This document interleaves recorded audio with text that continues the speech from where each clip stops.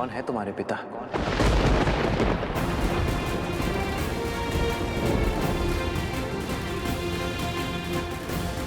लवकुश मेरे ही पुत्र है, श्री राम के तने हैं, रघुकुल के वंशज हैं।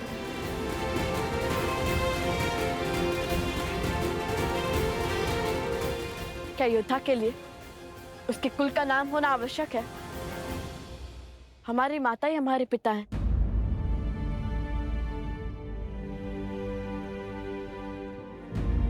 उन्होंने कभी हमें पिता की कमी आभास होने नहीं दी।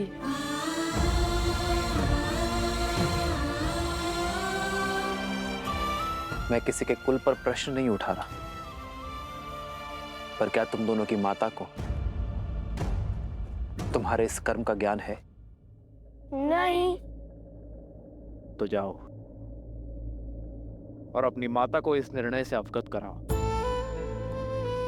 हो सकता है कि ये सत्य जानकर वो तुम दोनों को ये अनर्थ करने से रोक दे।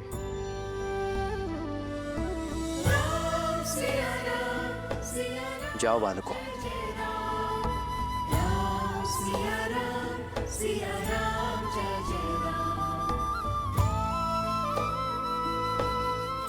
हनुमान जी, हमारे अश्व की रक्षा का दायित्व आपका है, वचनबद्ध हैं आप।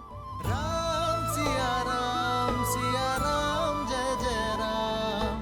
राम सिया राम जय जय राम। हे महादेव, कोई चमत्कार दिखाइए, सीता माता को सत्य से अवगत करवाइए। जितना मैंने लवकुश को जाना है, वो पीछे हटने वाले नहीं हैं।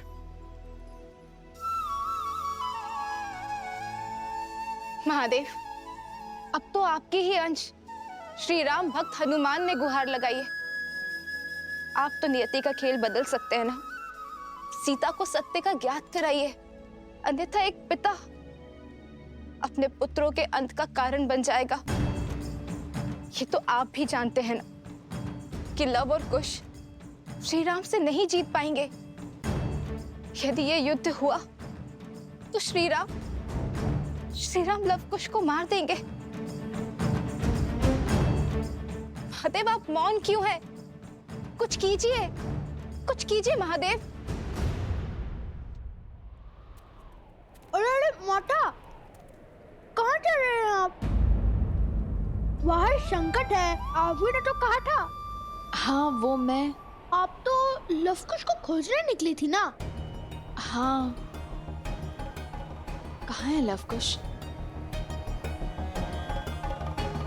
अरे हाँ, वो तो अध्ययन कक्ष में है ना, रामायण के अध्ययन में। मैं उन्हें देखकर आती हूँ। हाँ, वही होंगे, और कहाँ जाएंगे?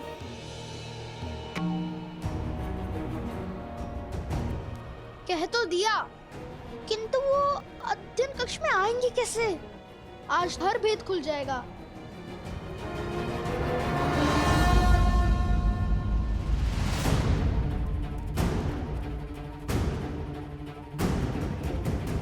लवकुश,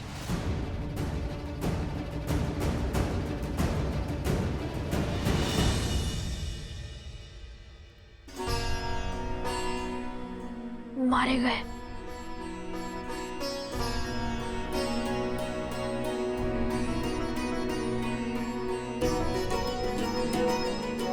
बचकर, किंतु क्या ये माता के अंतिम दर्शन है? कहाँ है लवकुश? अरे हाँ, वो तो अध्ययन कक्ष में है ना, मैं उन्हें देखकर आती हूँ।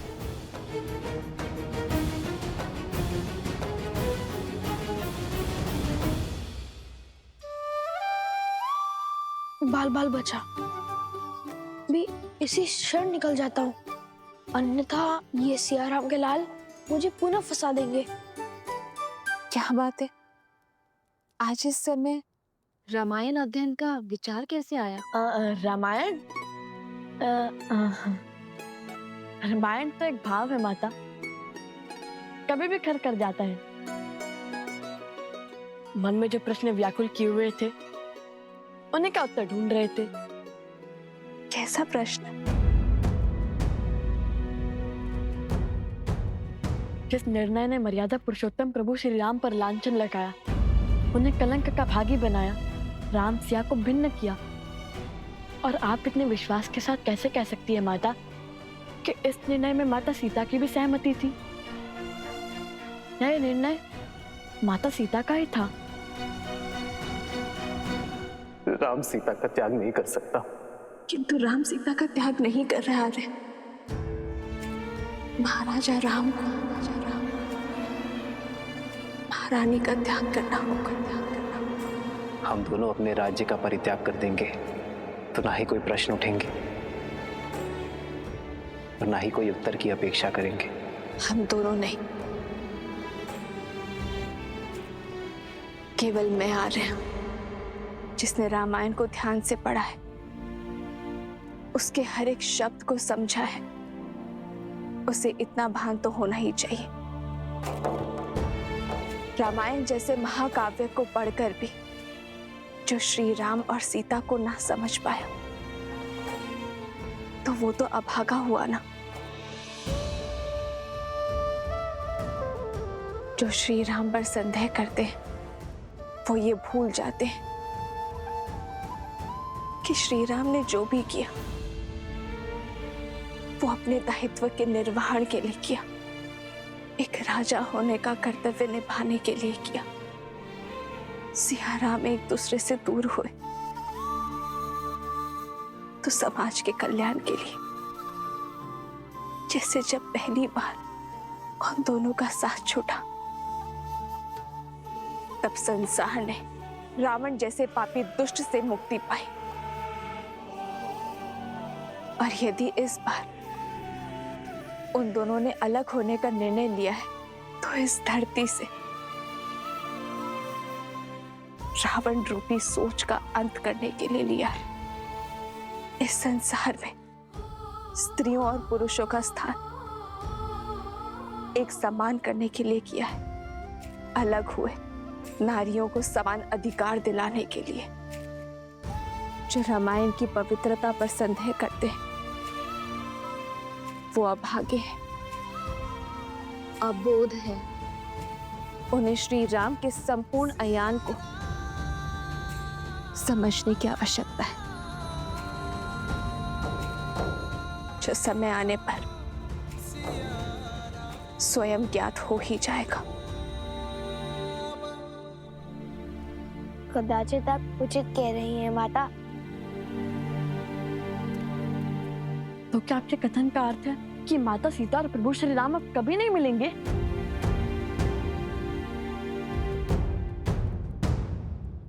नियति चाहे जितना चाह ले, धरती को आकाश से दूर करने का, किंतु क्षितिज में जाकर सांझ का मंद तेज दोनों को एक कर ही देता है। हाँ, मैं ये नहीं जानती कि सिया राम के जीवन में वो सांझ कब आएगी? माता, वो समय हम लाएंगे जब प्रभु श्री राम और माता सीता फिर से एक होंगे। क्षितिज, हम करेंगे रामायण संपूर्ण।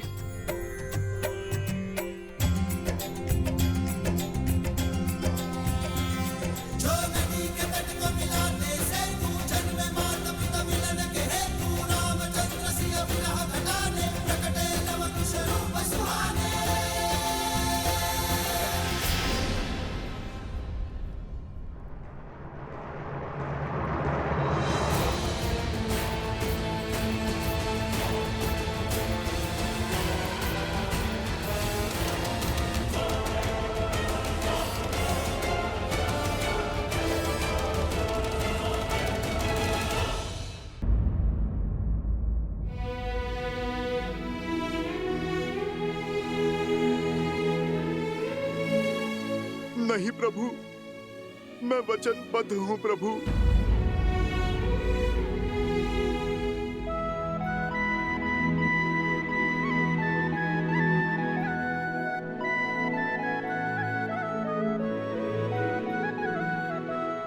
मैं तुम्हें वचन तोड़ने के लिए बात ही नहीं करूंगा हनुमान। लगता है एक राम भक्त को दूसरे राम भक्त से अधिक मोह हो गया है, या कदाचित भक्त के मन में भी विद्रोह ने जन्म ले लिया। क्षमा कर दीजिए भगवान वाल्मीकि, अब मुझे आपका वचन तोड़ना होगा। मुझे हर पाप का दंश स्वीकार है, किंतु पिता के हाथों पुत्र की मृत्यु होते देखने का महापाप नहीं।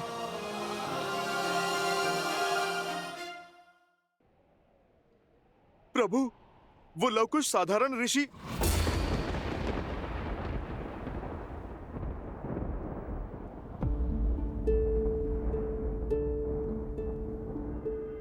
मैं सब समझ गया।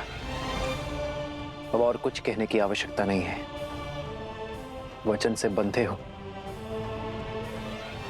इसलिए अब तक मौन थे, तो अब भी कुछ मत कहो हनुमान। इस संसार में वचन से बड़ा और कुछ नहीं। किंतु प्रभु, आपका जानना आवश्यक है। प्रभु, वो बालक यहाँ है, हम लौट आए।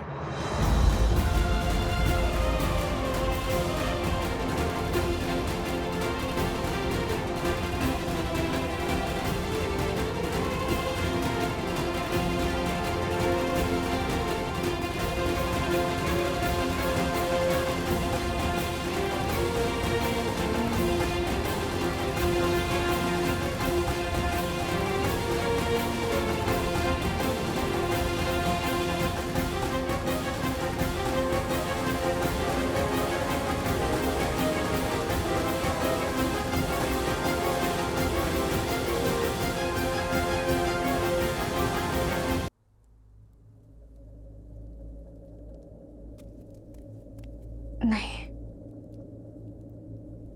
मैं पुनः आश्रम वासियों के प्राण संकट में नहीं डाल सकती।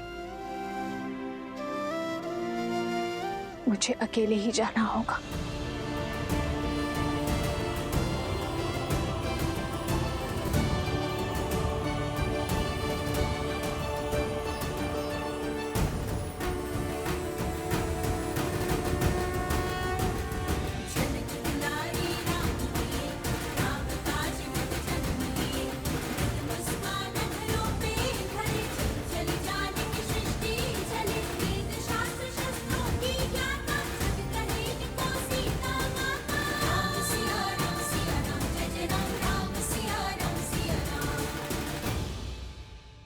लवकुश, आपने अपनी माता को सत्य बताया?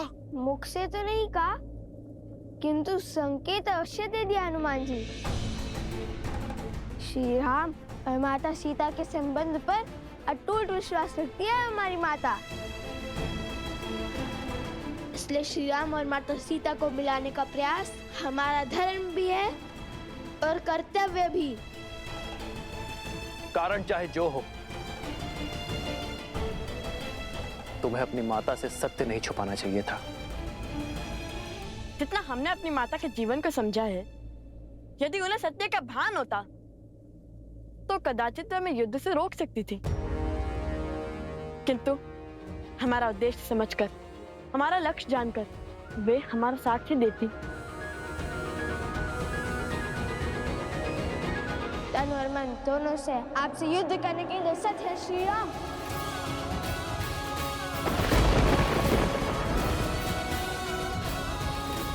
अश्व पकड़कर जो चुनौती ली है, उससे पीछे नहीं हटेंगे लवकुश।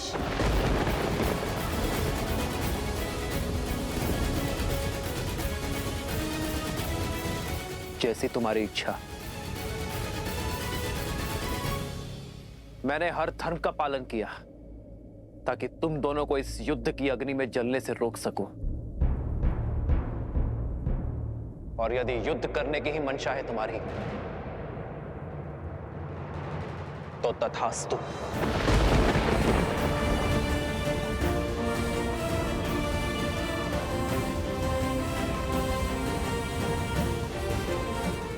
माता, कहाँ हैं आप? पुत्र और पिता दोनों एक दूसरे पर शस्त्र तानने को तत्पर हैं। आ जाइए माता और रोक लीजिए इस विनाश को।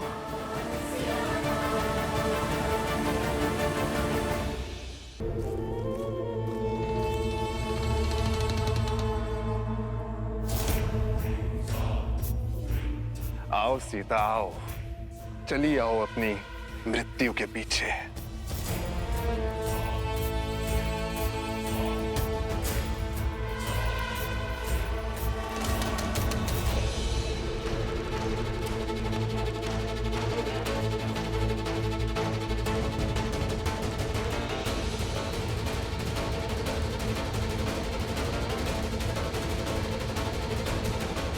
ये पक्षी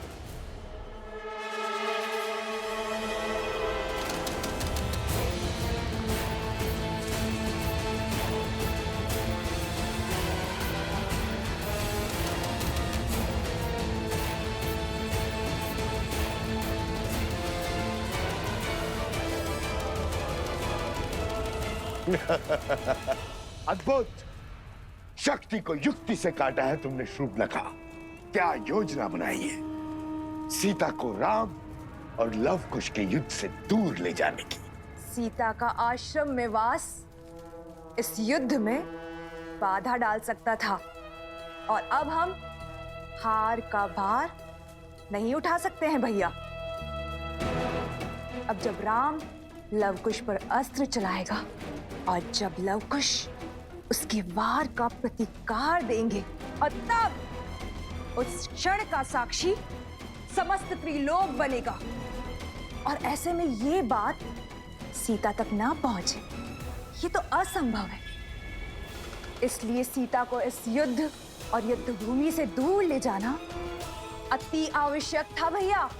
और वचन से बंधा वो हनुमान चाह कर भी अपना मुख नहीं खोल पाएगा और चुपचाप इस विनाश का स्वांग देखता रहेगा।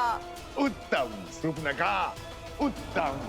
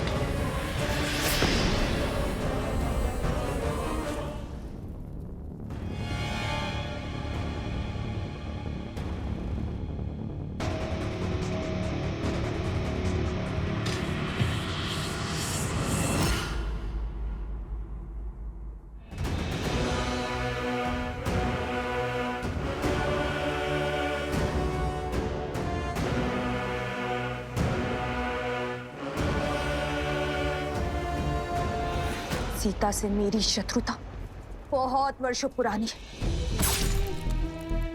बहुत गहरे घाव दिए हैं उसने मुझे।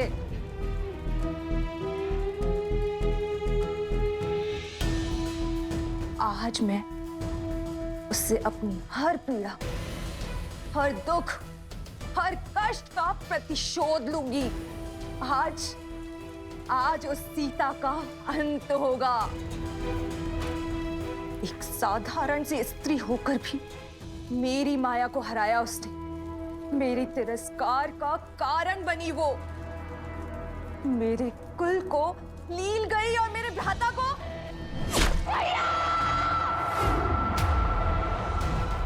और मेरे भ्राता का काल बनी। किंतु आज मैं उन सब का प्रतिशोध लूंगी। आज उसकी मृत्यु के साथ हमारी इस शत्रुता के अध्याय का भी अंत होगा।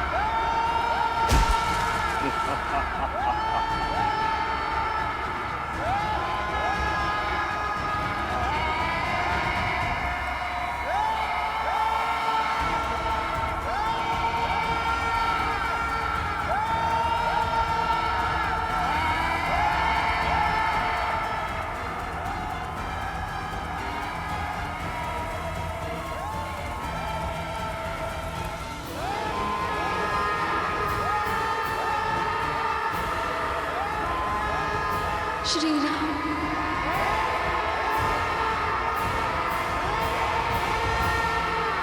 आज हमारी चाल केवल राम सिया की नहीं बल्कि समस्त रघुवंश का अंत कर देगी। रघुवंश के विनाश का शंखनाद हो चुका है भैया, और अंत के इस अध्याय का आरंभ हो चुका है। रघुकुल ने सदा ही ऋषि मुनियों के हर कार्य को सिद्ध किया है, उनके पूजा पाठ को सुरक्षा का कवच दिया है। रघुकुल का एक भी तीर किसी ऋषि के विरुद्ध नहीं चला है, किसी मुनि के तन को छलनी नहीं किया है। और यदि मैं राजा होकर यह युद्ध लड़ूंगा तो न्याय की हानि होगी।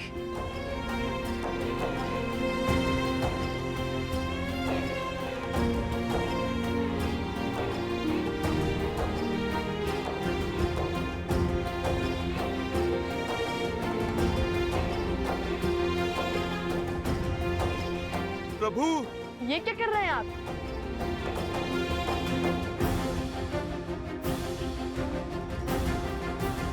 राजा के आभूषण उसकी पहचान होती है, आप ये क्यों उतार रहे हैं?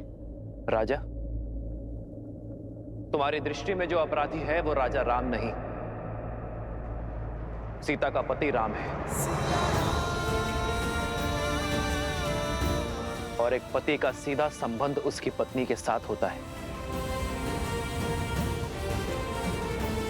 जिसकी पत्नी वनवासी है, श्रृंगार और आभूषण धारण नहीं करती, तो तुम्हारे प्रश्न और प्रहार का उत्तर देते हुए ये पति भी आभूषण धारण नहीं कर सकता। और दूसरी बात, शास्त्रों के अनुसार एक राजा का ऋषि कुमारों से युद्ध करना वर्जित है, किंतु ऋषि कुमारों में द्वंद्व संभव है। तो इसलिए आज ये राजा राम कुछ समय के लिए अपना राजसी रूप त्याग कर एक वनवासी की भांति युद्ध लड़ेगा। श्री राम श्री राम श्री राम श्री राम श्री राम श्री राम श्री राम श्री राम। ना पिता को सत्य का भान है और ना ही पुत्रों को। पिता को ये नहीं पता कि वो अपने ही वंश को लील रहे हैं, और पुत्रों को ये आभास नहीं है कि वो जिन पर बाण ताने खड़े हैं वो उनके ही पिता हैं। कदाचित सत्य का ज्ञान इस युद्ध को टाल सकता है। कम से कम ये प्रयास तो कीजिए कि सत्य उन तक पहुंच सके। सत्य उचित समय आने पर ही सबके समक्ष उजागर होता है देवी, और जो समय से पूर्व ही सत्य को सबके सामने लाने का प्रयास करता है वो नियति के लक्ष्य में बाधा उत्पन्न करता है। आवश्यक नहीं कि समय सदैव आपके पक्ष में हो, क्योंकि सत्य और समय कभी साथ साथ होते हैं तो कभी भिन्न।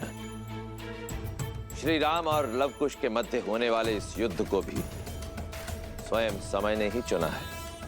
स्वयं समय ने ही साक्षात नारायण को इस दुविधा में डाला है कि वो इस परीक्षा की घड़ी का सामना करे। ये द्वंद्व आने वाली पीढ़ियों को ये संदेश देगा कि परीक्षा की घड़ी आने पर, दुख की घड़ी आने पर उससे लड़ा नहीं जाता, उसे काटा जाता है। और सीता, उनका क्या महादेव?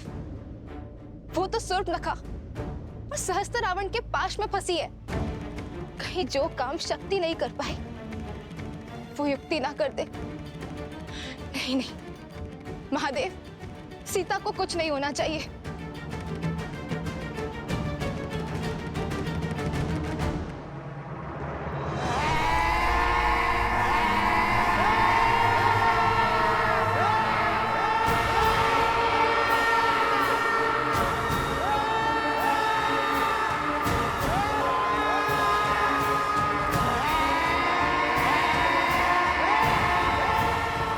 अरे, अभी से भयभीत हो गई तुम सीता? अभी तक तो तुमने विध्वंस का दंश झेला ही नहीं है।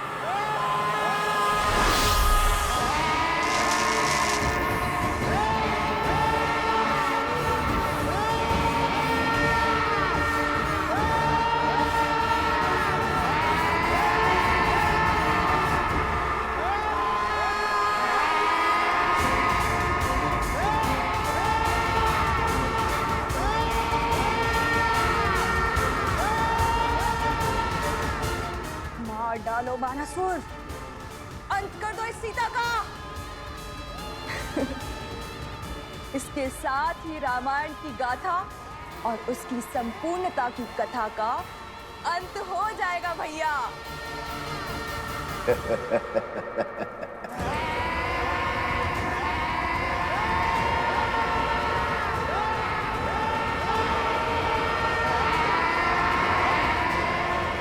ये दीवारें तो मेरी समीप आ रही है। हे गौरी माँ, मुझे अपनी शरण दे, मेरी सहायता कीजिए गौरी माँ।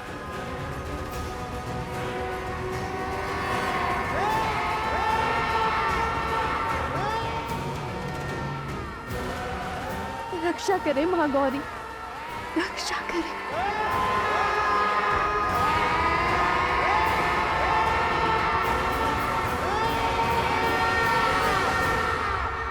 महादेव, महादेव, अब मेरी पुकार हो रही है। आप समय से विवश हैं और मैं भक्त की पुकार से। किंतु मैं क्या करूं? समय आ गया है देवी, जब आपको अपने समक्ष झांक कर देखना होगा, आत्मनिरीक्षण करना होगा। यही समय की मांग है, आपके लिए भी और देवी सीता के लिए भी। मैं कुछ समझी नहीं। भूल रही हैं आप, गौरी का एक दूसरा रूप भी है, जिससे साक्षात काल, महाकाल दोनों भयभीत रहते हैं।